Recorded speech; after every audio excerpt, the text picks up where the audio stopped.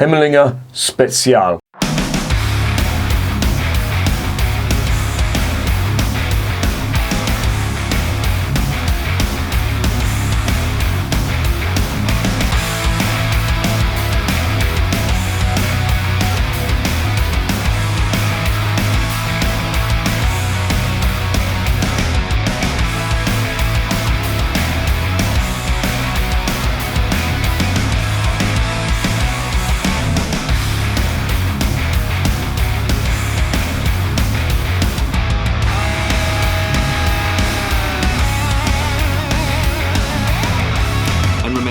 Life is too short to be drinking shitty beer. Welcome to another edition of Bands, Bikes and Booze Reviews. This is the Hemelinger Spezial Schankbier from, well, who is it brewed by? That's a good question. I'll get onto that in a bit. Firstly, little snippets of news. Last night I went to a gig in, where was it, in Bedfordshire. And I tried draft Guinness, not the draft Guinness, the Guinness Zero, because I was driving. I had to drive from Kent all the way up to Bedford and back again, so there was no beer that went past my lips apart from the non-alcoholic stuff from Guinness. My verdict, fucking horrible. Didn't get on with it at all. I know a lot of people on here have said that the Guinness is really nice. It just, for me, it had a really weird taste to it. And where I'm so used to Guinness, and I'm used to drinking good pints of Guinness, that just did not cut the mustard at all. I really didn't like it. So sorry to disappoint everyone, but if you like it, then fair enough. But for me, I couldn't put my finger on what it was. Maybe it was something to do with the nitro that's in there. I don't know. But it certainly didn't have that real roasted malt flavour that you get on normal Guinness. And for me, that was a deal breaker. It just wasn't nice at all. So I stuck to water, would you believe? I know. Sad times. Anyway, before I get onto this, does anyone remember Hemelinger Light, which was brewed by Whitbread in the 1970s? They called it a light, well, it was a light lager, to be honest, and it was one of the beers that was brewed along with Hofmeister. Carlin was around at the time. You had Foster's. There was others as well, real dodgy fucking German sounding beers that they had never seen Germany or didn't even have any connection to Germany at all. It was basically piss. The average ABV was 3.2.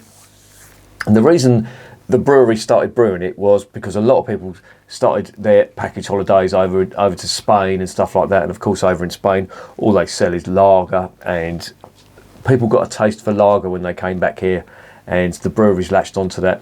They started brewing piss weak lager and then said, here's a load of money to the marketing department, and they said, sell this. Hence the reason there's so many memorable ads from the 70s and the 80s for this kind of lager, because let's face it, it tasted like shit. But we lapped it up in the UK because we didn't know any different.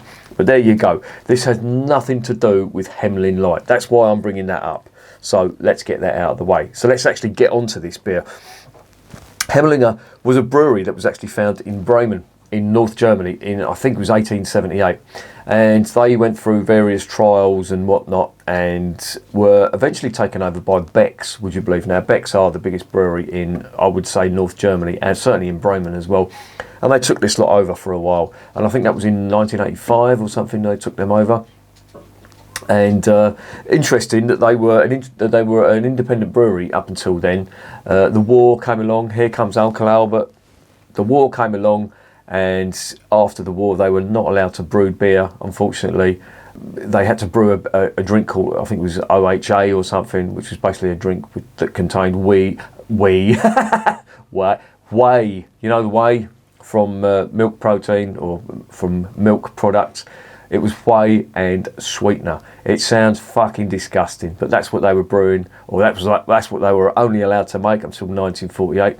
Then in 1948, they had the German currency reforms, because obviously Germany had been using Reichsmarks during Hitler's reign in power, and when he got fucked off, they needed a new currency, and it wasn't until 1948 that Reichsmarks were done away with, and the Deutschmarks, were brought into circulation. So that's when this lot started brewing again. As I say, they were taken over in 1985 by Beck's, and then AB InBev, or I think it was Interbrew at the time, they took over. Can't remember when that was. I think it may have been in the sort of early 2000s. But in 2007, I don't think they had much hope in it, and they offed it. And I think Coca-Cola, believe it or not, took over for a while. But it's now brewed by, contract brewed by a company called Hofbrauhaus, which is based in Brunswick. And they've got a long history. They've been going since 1627, and they are the biggest brewer in Brunswick in that region. And they sell a lot of beer, and they do a lot of contract brewing as well. So to be fair, this beer has got loads of alarm bells. It's contract brewed. It was so bad AB InBev didn't want it, and yeah, it was taken over by Coca-Cola, and it was fucked off by Beck's. So if that isn't an alarm bell, I don't know what is. This is the Spezial. This is their flagship beer, from what I can make out. They've called it a Schankbier. Schankbier is basically draft beer, so get from that what you will. Let's get it open and let's see what's going on.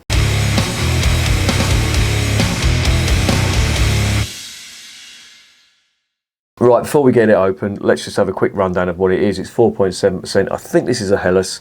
It contains malt, water, barley, hop extract and hops. That's about it really. The IBUs on this are 13, which is really, really low.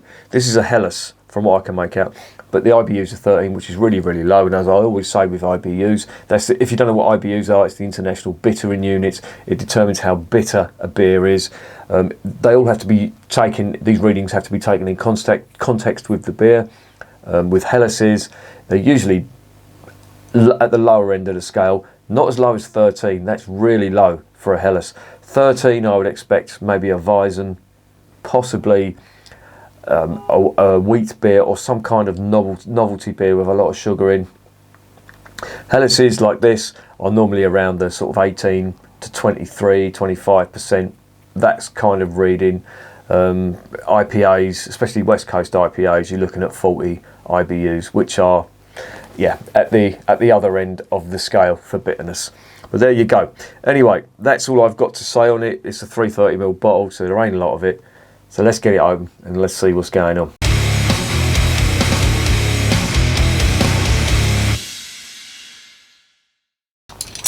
Right, this is one of the beers that Norby brought over for me. He was actually over yesterday at this gig. He made an absolute arse of himself because he was roaring drunk. Not like me, because I was sober. There's the cap. I do wonder when I'm sober and I see all my mates drunk, because they did look exceptionally fucking drunk last night, and I was sober. I wonder if I'm like that as well. I'm going to fucking go out on a limb and say it probably is the case that I am. So fucking hell. And all you lot watching, you're probably the same as well. So do not fucking judge. Alright? And there you go. There it is in the glass. Looks clear, pretty average, golden colour. It looks quite amber on the camera, but it's not. It's a kind of a light gold colour, yellow gold colour on the nose. Ooh. Cheap grain, and it smells slightly macro, but there's no nasties in it, I will say that at the moment. It does smell a bit cheap though. Does not fill me with much enthusiasm, put it that way. It's like cheap grain. There is, I think, some kind of sweetener on this. I know it makes mention of all the ingredients on the side, but it smells exceptionally sweet. Who knows what that could be? Anyway, let's stop guessing. Let's stop gassing. Get this down my fat Gregory Peck.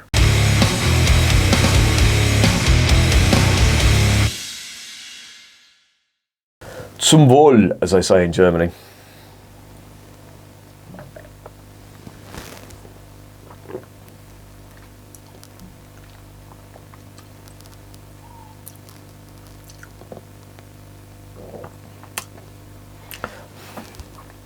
Oh, I don't know whether I like this or not. Got a weird taste to it. Now, I was going to say it's like diacetyl, or DMS, or whatever they call it, but I'm not sure. I'm going to need to dive in again. Let me dive in again. It's not great. On the first mouthful, I'm not really enthusiastic about this at all.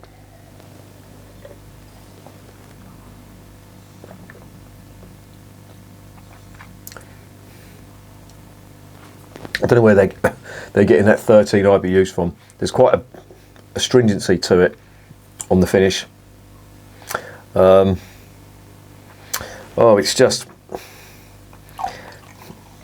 That first mouthful was not nice. It's slightly better now. There's not much carbonation in it. Aroma, smells macro. Let's dive in again.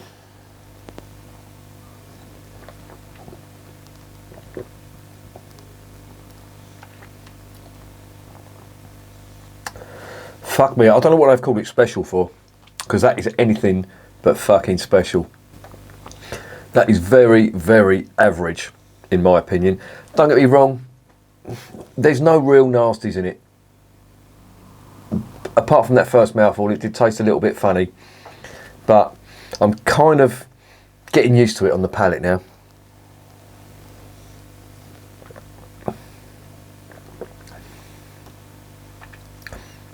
Body's quite thin.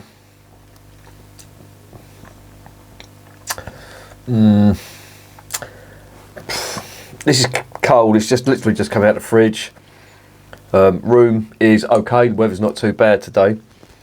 But this, there is an actual bitterness to this. At 13 IBUs, I would expect a hell of a lot of sweetness on it.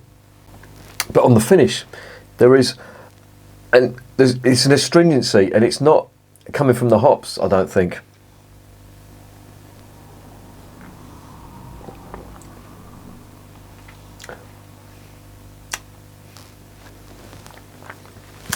I'm really trying to get something out of this, and to be honest, there ain't a great deal.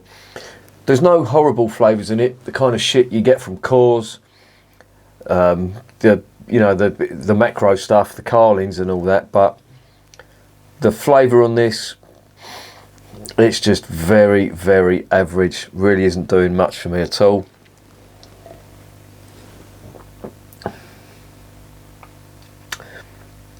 It's drinkable. If there was nothing else, I would drink this. I hope this is cheap in Germany.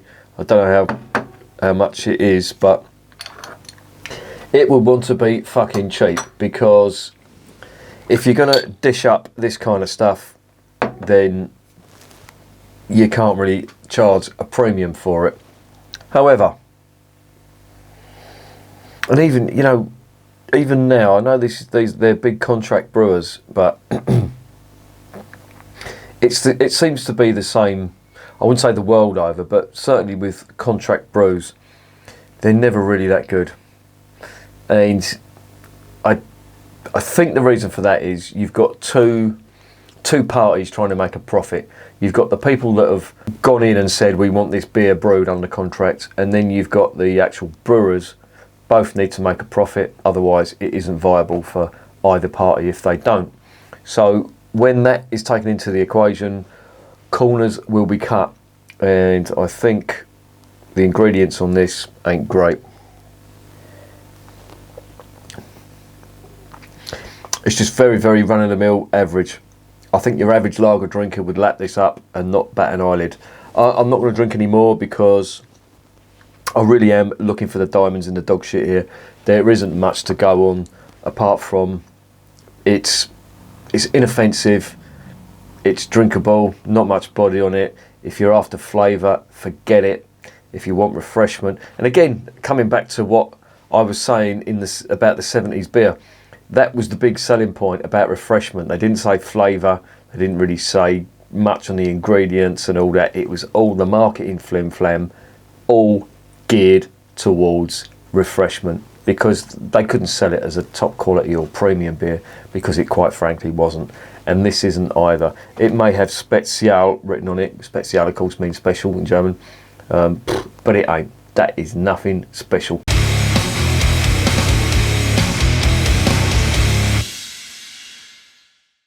So what's the verdict on Hemelinger Spezial Schankbier? Well, that ain't special, and I'm hoping it's cheap in Germany, because if it ain't, then you are being tucked up like a fucking little baby in its cot. What I will say about this beer, it's drinkable, it's refreshing, and that is it. It's got no other redeeming qualities for it. The body's weak, there are no nasties, so that's another thing it's got in its favour. And if it's cold on a really hot day, this would probably go down quite nicely, because the flavour is immaterial with this. You could give this to any lager drinker, but when I say any lager drinker, I don't mean that disparagingly. Some people just don't go in for flavour, they just go in for the refreshment, and that's fine, I get it. I like a little bit of flavour on my beer, and if it hasn't got a little bit of flavour, then I'm going to start getting the hump. This hasn't got much flavour to it, it's inoffensive, so people who don't go in for flavour would probably like this, but me, it's not for me, to be honest. The mark I'm going to give it, I'm toying between 4 and 5. I think anything below 5, then it's on the bad end of the scale. So I think I'm probably going to give it a 5, and the 5 is maybe being a little bit generous. There's nothing about this to write home about. I'll never buy this again, and if I see it, if ever I'm in Germany, in northern Germany, unless it's free, then I am not going to drink it, because if I'm in northern Germany, there is bound to be 101 better beers than that. And to be honest, yeah, this is doing nothing for me whatsoever. So I think 5 is a fair mark. On the flip side, there's no bad, horrible flavours in this. It's not putting me off. It's not a chuck down a sink job, certainly. So for that reason, I think it's a little bit of a generous 5, and I'll leave it at that. And remember, beer is working class champagne.